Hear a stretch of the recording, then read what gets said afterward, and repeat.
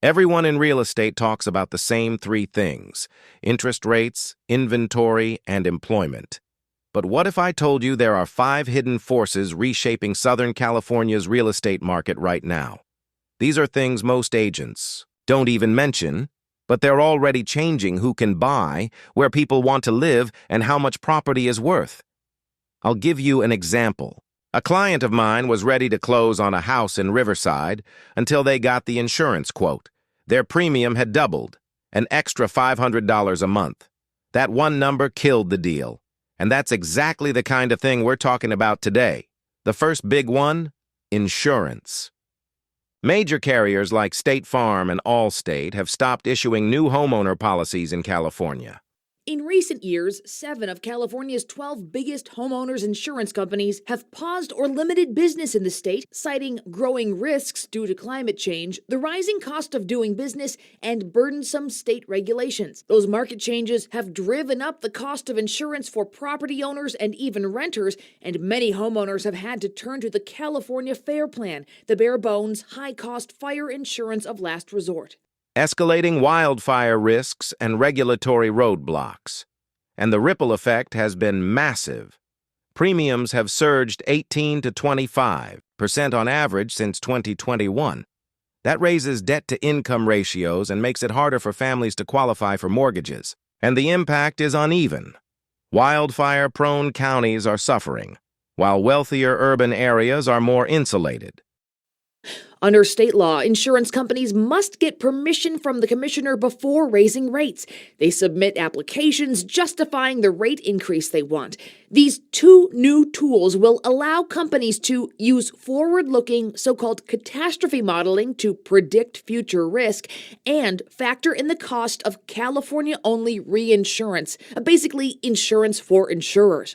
The department is on the verge of approving 3 different catastrophe models insurers can use. I saw one first-time buyer quoted more for insurance than their monthly car payment. They walked away. Multiply that across thousands of buyers, and you've got a shrinking pool. And if insurance is reshaping who can even buy, let's talk about who can build.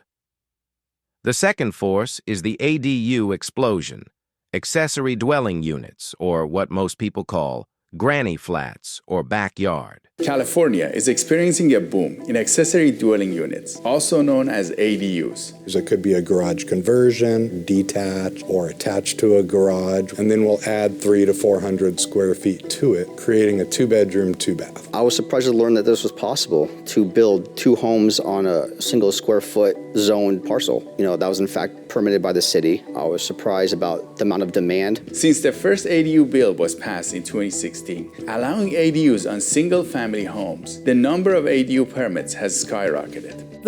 Since California streamlined approvals, permits have skyrocketed. In Los Angeles, we went from just a few hundred in 2016 to thousands today. There is a movement. Housing is so expensive. Renting is so expensive. So where a lot of folks were doing what is known as ADUs or tiny homes. So it's been very good as far as providing extra income, pay down mortgage. My son's older and he may utilize it also. I rented this out for $2,500 a month. How many ADUs now people can build in one property? It's very easy to get 2, 3, 4 ADUs. Do the homeowners need to live there if they're building ADU? That's sort of a longer answer. ADUs add desperately needed housing supply. They create income streams. A Pasadena family I know built a 400-square-foot ADU and now nets $2,200 a month in rent. And they're changing neighborhood demographics. Single-family streets are becoming denser and more diverse. And while backyards are turning into rental gold mines, even forgotten towns are finding new life. The third factor is broadband. Internet. Access is literally raising property values. California just unlocked $1.864 billion in federal funds to expand high-speed internet into underserved areas. Suddenly, places like Yucca Valley or Hemet, once ignored, are now viable for remote workers. Property values rise when connection speeds rise. And it's not just about work. High-speed internet means better education, healthcare access, and overall quality of life. I had a client pass on a mountain town home in 2020 because Zoom calls were impossible. Today, with fiber on the way, that same zip code is on buyers' radar. But what if the ground itself is literally changing beneath us? Factor 4. Land subsidence. In California's Central Valley, groundwater pumping has caused land to sink. And researchers at UC Riverside found homes in those areas sold for 2.4 to 5.8% less, with a total of $1.87 billion in lost property value. Beyond prices, it's damaging roads, canals, and infrastructure.